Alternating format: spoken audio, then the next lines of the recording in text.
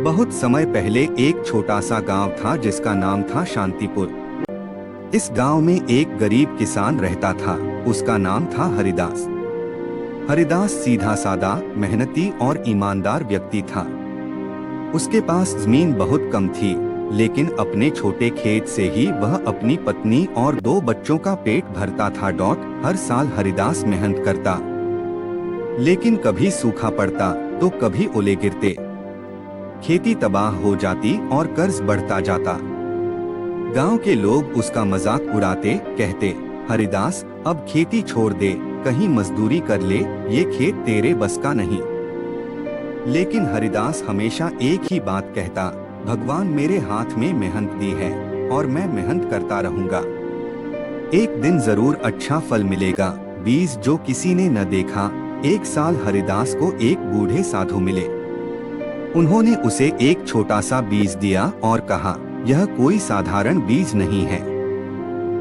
इसे धैर्य, प्रेम और सेवा से सींचना। जल्दी फल नहीं देगा, लेकिन जब देगा तो जीवन बदल देगा। हरिदास ने बड़े विश्वास से वह बीज बोया। रोज उस पौधे की देखभाल करता, उसमें पानी डालता, धूप बारिश से बचाता, लेकिन महीनों तक कुछ नहीं उगा। लोग फिर से हंसने लगे, हरिदास अब पागल हो गया है। जमीन में कुछ नहीं और उस पर रोज पानी डालता है। लेकिन हरिदास ने हार नहीं मानी। वह सब्र करता रहा। एक दिन सुबह जब हरिदास खेत गया तो देखा उस बीज से एक छोटा हरा अंकुर निकल आया था। वह खुशी से झूम उठा। फिर कुछ ही दिनों में वह पौधा बढ़ने लगा और अगले 2 महीनों में वह एक ऊंचा और मजबूत पेड़ बन गया। उस पेड़ पर सुनहरे फूल खिले और फिर ऐसे फल लगे जो सुनहरे रंग के थे और सुगंध से भरे हुए। जब हरिदास ने एक फल तोड़ा और मंडी में बेचने गया तो लोग हैरान रह गए।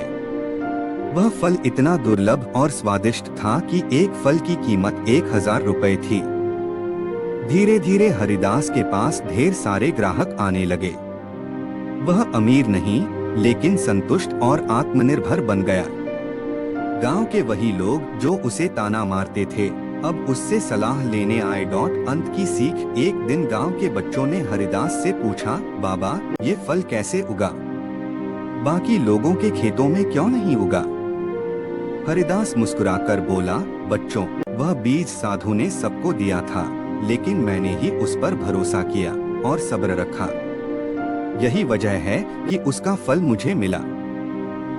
शिक्षा। सच्चे दिल से मेहनत करने वालों को देर से सही, लेकिन फल अवश्य मिलता है। और वह फल आम नहीं होता, वह जीवन बदल देता है। सब्र करना आसान नहीं, लेकिन उसका फल सबसे मीठा होता है। धैर्य का रास्ता कठिन हो सकता है, पर उसका फल हमेशा बड़ा और चमत्कारी होता है। अगर आपको कहानी पसंद आए तो लाइक, शेयर और सब्सक्राइब करना न भूलें।